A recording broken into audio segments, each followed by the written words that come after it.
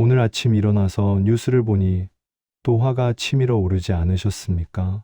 직장에서 상사의 부당한 대우를 받거나 가족 간의 갈등으로 속이 뒤틀리거나 아니면 세상의 불의를 보며 분노가 끓어오를 때가 있으십니다. 그런 순간 마음이 마치 끓는 물처럼 들끓고 가슴이 답답하며 밤잠을 설치게 됩니다. 어떤 분은 화가 나면 소리를 지르거나 물건을 던지기도 하고 또 어떤 분은 속으로만 사기다가 병이 나기도 합니다. 그런 경험 있지 않으십니까? 부처님께서도 성도하시기 전에는 이런 분노의 감정을 겪으셨습니다. 왕자로 계실 때 세상의 불의와 고통을 보시며 얼마나 분개하셨겠습니까? 하지만 부처님께서는 분노라는 감정이 사실은 우리 내면의 깊은 지혜를 가리는 구름과 같다는 것을 깨달으셨습니다. 오늘 이 시간에는 금강경의 깊은 가르침을 통해 화가 날 때 우리가 어떻게 마음을 다스려야 하는지에 대해 말씀드리겠습니다. 부처님께서 금강경에서 가르쳐 주신 4가지 지혜로 법우님들의 분노가 연꽃 위의 이슬처럼 깨끗하게 사라질 수 있을 것입니다. 이 4가지 지혜는 수천 년 동안 수많은 선조들이 실천해 오신 것으로 현대를 살아가는 우리에게도 여전히 강력한 힘을 발휘합니다.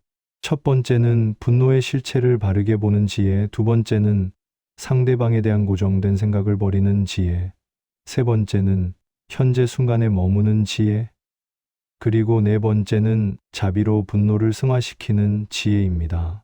이 가르침들을 들으시고 실천하시면 법우님들께서도 분노의 파도가 일어날 때마다 그것을 지혜의 바람으로 잠재우실 수 있을 것입니다. 그럼 지금부터 차근차근 말씀드리겠습니다. 첫 번째로 분노의 실체를 바르게 보는 지혜에 대해 말씀드리겠습니다. 우리가 화가 날 때를 생각해 보십시오. 누군가 우리를 무시하거나 부당하게 대했을 때 또는 예상과 다른 일이 벌어졌을 때 마음속에서 뜨거운 감정이 올라옵니다. 이때 대부분의 사람들은 그 화를 실제로 존재하는 무엇인가로 여깁니다. 마치 화라는 것이 우리 마음속에 실제로 들어와 있는 불덩어리처럼 생각하는 것입니다. 하지만 금강경에서 부처님께서는 이렇게 말씀하셨습니다. 일체의법 여몽환 포영 여로여겨전 응작여시관 모든 인연으로 이루어진 것들은 꿈과 같고 환상과 같으며 거품과 같고 그림자와 같으며 이슬과 같고 번개와 같으니 마땅히 이와 같이 관찰해야 한다는 뜻입니다. 여기서 중요한 것은 우리의 분노 역시 이러한 유의법 중 하나라는 점입니다. 분노는 여러 조건들이 만나서 일시적으로 일어나는 현상일 뿐 우리 본래 마음의 본질이 아닙니다. 예를 들어보겠습니다. 아침에 출근길에서 누군가 새치기를 했다고 가정해 봅시다. 그 순간 화가 치밀어 오릅니다. 하지만 잠깐 멈춰서 생각해 보세요. 그 화는 정말 어디서 온 것일까요? 새치기를 한 그 사람에게서 온 것일까요? 아니면 내 마음속에 원래 있던 것일까요? 만약 그 사람이 새치기를 하지 않았다면 그 화는 존재하지 않았을 것입니다. 또한 만약 내가 그것을 새치기라고 인식하지 않았다면, 예를 들어 그 사람이 응급환자를 데리고 가는 상황이라는 것을 알았다면 화는 일어나지 않았을 것입니다. 이처럼 분노는 외부 조건과 내 마음의 해석이 만나서 일시적으로 생겨나는 현상입니다. 마치 구름이 바람의 조건을 만나 하늘에 생겨났다가 조건이 바뀌면 사라지는 것과 같습니다. 그렇다면 이 지혜를 어떻게 실제로 활용할 수 있을까요? 화가 날 때마다 이렇게 관찰해 보시기 바랍니다. 먼저 분노가 일어나는 그 순간 잠깐 멈추고 깊게 숨을 들이마시세요. 그리고 마음속으로 이렇게 말해 보세요. 이 화는 꿈과 같고 환상과 같구나. 여러 조건이 만나서 일시적으로 일어난 현상일 뿐이구나. 처음에는 이런 생각이 잘 들지 않을 수 있습니다. 분노의 감정이 너무 강렬해서 이성적인 관찰이 어려울 수 있기 때문입니다. 하지만 꾸준히 연습하시면 점차 분노의 실체를 객관적으로 바라보는 힘이 생깁니다. 또한 화가 난 후에라도 되돌아보는 연습을 해보세요. 아까 그 화는 지금 어디에 있는가? 그토록 실체가 있는 것처럼 느껴졌던 그 감정이 지금은 어디로 갔는가? 이렇게 관찰하다 보면 분노라는 것이 얼마나 무상한 것인지, 얼마나 조건에 의존해서 생겨났다, 사라지는 것인지를 체험적으로 알게 됩니다. 이것이 첫 번째 지혜, 분노의 실체를 바르게 보는 지혜입니다. 두 번째로 상대방에 대한 고정된 생각을 버리는 지혜에 대해 말씀드리겠습니다. 우리가 화를 낼 때는 대부분 상대방에 대해 확고한 판단을 내리고 있습니다. 저 사람은 나쁜 사람이야. 저 사람은 항상 이기적이야. 저 사람은 변하지 않을 거야 하는 식으로 말입니다. 이런 고정된 생각이 분노를 더욱 키우고 오래 지속시킵니다. 하지만 금강경에서 부처님께서는 이렇게 말씀하셨습니다. 무아상, 무인상, 무중생상, 무수자상. 아상도 없고 인상도 없고 중생상도 없고 수자상도 없다는 뜻입니다. 여기서 상이란 고정된 관념이나 형상을 의미합니다. 즉, 나라는 고정된 실체도 없고 상대방이라는 고정된 실체도 없으며 중생이라는 고정된 실체도 없고 살아있는 존재라는 고정된 실체도 없다는 것입니다. 이 말씀이 처음에는 이해하기 어려울 수 있습니다. 하지만 이를 일상적인 언어로 풀어보면 이런 뜻입니다. 우리는 모두 끊임없이 변화하는 존재이며 고정된 본성이나 성격이란 것은 없다는 것입니다. 예를 들어 직장에서 동료가 자꾸 일을 미루고 책임을 회피한다고 해서 화가 났다고 가정해 봅시다. 이때 우리는 보통 저 사람은 원래 무책임한 사람이야 라고 생각합니다. 하지만 금강경의 가르침으로 보면 그 사람에게도 무책임함이라는 고정된 본성은 없습니다. 그 사람이 지금 그런 행동을 하는 것은 여러 조건들 때문입니다. 스트레스를 받고 있거나, 개인적인 문제가 있거나, 업무에 대한 이해가 부족하거나, 또는 다른 우선순위가 있을 수도 있습니다. 조주선사의 어록에도 이런 이야기가 있습니다. 한 스님이 조주선사에게 물었습니다. 개에게도 불성이 있습니까? 조주선사가 답했습니다. 이 무는 단순히 없다는 뜻이 아닙니다. 개라는 고정된 관념, 불성이라는 고정된 관념을 모두 떨쳐버리라는 뜻입니다.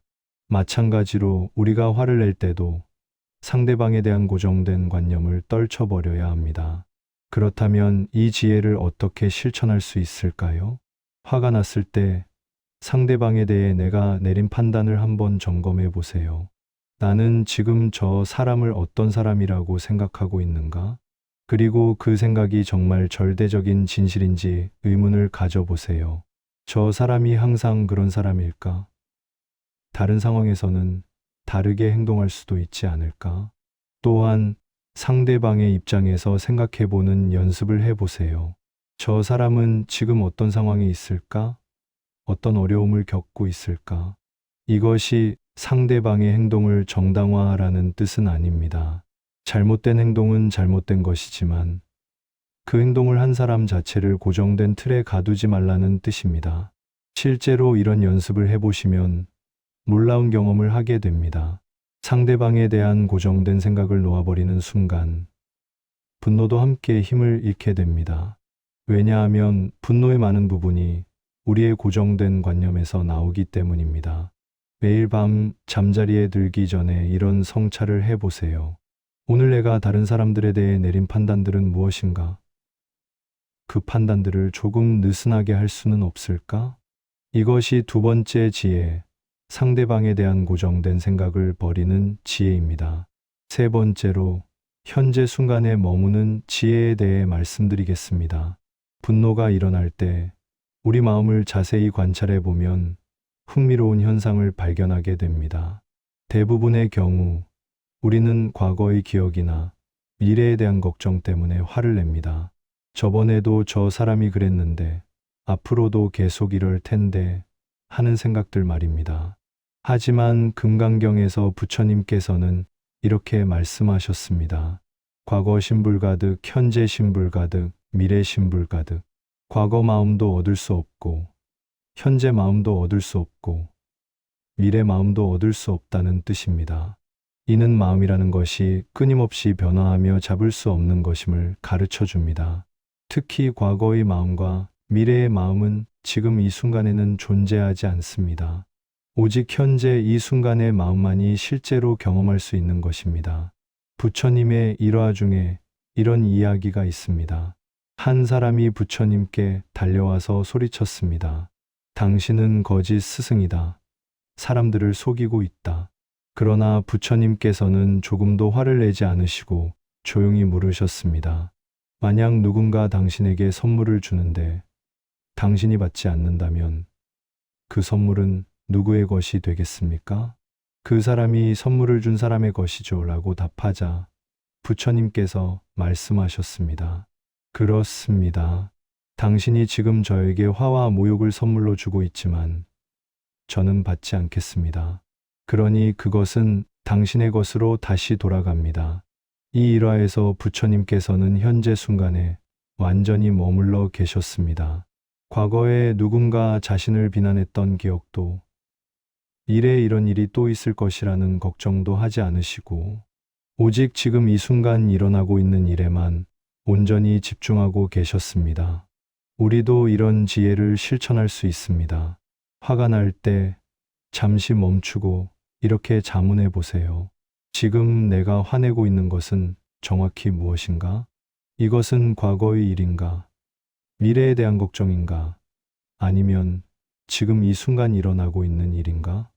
대부분의 경우 우리가 화내고 있는 것의 상당 부분이 과거의 기억이나 미래에 대한 상상임을 발견하게 될 것입니다. 예를 들어 배우자가 약속 시간에 늦었을 때 우리가 느끼는 화를 분석해 보면 이런 요소들이 섞여 있습니다. 저번에도 늦었는데 항상 이래. 다음에도 또 늦을 거야. 나를 우습게 보는 거야. 하지만 지금 이 순간의 실제 상황은 단순합니다. 배우자가 예정된 시간보다 늦게 도착했다는 것뿐입니다. 나머지는 모두 우리 마음이 덧붙인 해석과 상상입니다. 현재 순간에 머무는 연습을 위해 이런 방법을 시도해 보세요. 화가 났을 때 주변의 구체적인 것들에 주의를 집중해 보세요. 지금 보이는 것들, 들리는 소리들, 몸의 감각들을 하나씩 관찰해 보는 것입니다. 지금 내 눈에 보이는 것은 무엇인가? 지금 내 귀에 들리는 소리는 무엇인가? 지금 내 몸은 어떤 감각을 느끼고 있는가? 이런 관찰을 통해 마음을 현재로 돌려오면 과거와 미래에 대한 생각들이 만들어낸 분노의 상당 부분이 사라집니다. 또한 호흡에 집중하는 것도 좋은 방법입니다. 화가 날 때 깊고 천천히 숨을 들이마시고 내쉬면서 오직 그 호흡에만 집중해 보세요. 들숨과 날숨을 관찰하며 마음을 지금 이 순간으로 데려오세요. 이것이 세 번째 지혜, 현재 순간에 머무는 지혜입니다. 네 번째로 자비로 분노를 승화시키는 지혜에 대해 말씀드리겠습니다. 지금까지 말씀드린 세 가지 지혜를 통해 분노의 실체를 파악하고 고정관념을 버리고 현재에 머물게 되면 마음의 공간이 생깁니다. 그 공간에 무엇을 채울 것인가가 중요합니다. 금강경에서 부처님께서는 이렇게 말씀하셨습니다. 소유중생, 약란생, 약태생, 약습생, 약화생, 악계령임 무여열반 이멸도지. 모든 중생들, 알에서 나는 것이나 태에서 나는 것이나 습기에서 나는 것이나 변화에서 나는 것들을 내가 모두 열반에 들게 하여 구제하겠다는 뜻입니다. 이는 부처님의 무한한 자비심을 보여주는 말씀입니다. 부처님께서는 모든 존재에 대해 차별 없이 자비를 베푸시겠다고 서원하셨습니다. 우리도 이런 자비심을 키울 때 분노를 근본적으로 변화시킬 수 있습니다. 달라이 라마께서 하신 말씀 중에 이런 것이 있습니다. 화를 내는 것은 뜨거운 석탄을 다른 사람에게 던지려고 손에 쥐고 있는 것과 같다. 먼저 자신이 화상을 입는다. 분노는 상대방보다 자신에게 더 큰 해를 끼칩니다. 하지만 자비는 상대방뿐만 아니라 자신에게도 치유를 가져다 줍니다. 그렇다면 어떻게 분노를 자비로 승화시킬 수 있을까요? 먼저 분노하는 그 상대방도 고통받는 존재임을 인식해야 합니다. 행복하고 만족한 사람은 다른 사람에게 해를 끼치지 않습니다. 다른 사람을 화나게 하는 행동을 하는 사람은 대부분 자신도 어떤 고통이나 불만을 가지고 있는 경우가 많습니다. 예를 들어 직장에서 부하 직원에게 소리를 지르는 상사가 있다면 그 상사도 위에서 압박을 받고 있거나 개인적인 스트레스를 받고 있을 가능성이 높습니다.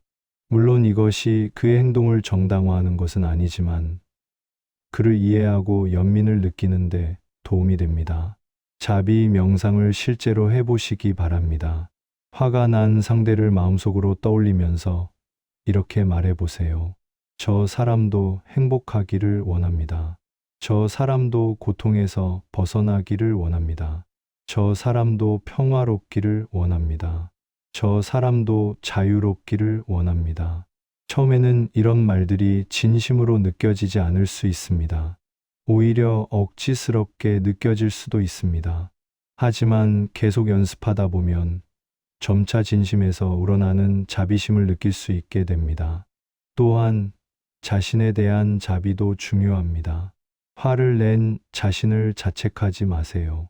화가 나는 것도 자연스러운 감정입니다. 다만 그 감정에 휘둘리지 않고 지혜롭게 다루는 법을 배워가는 것입니다. 자신에게도 이렇게 말해보세요. 나도 완벽하지 않은 존재이다. 나도 배우고 성장해가는 과정에 있다. 나도 자비를 받을 자격이 있다.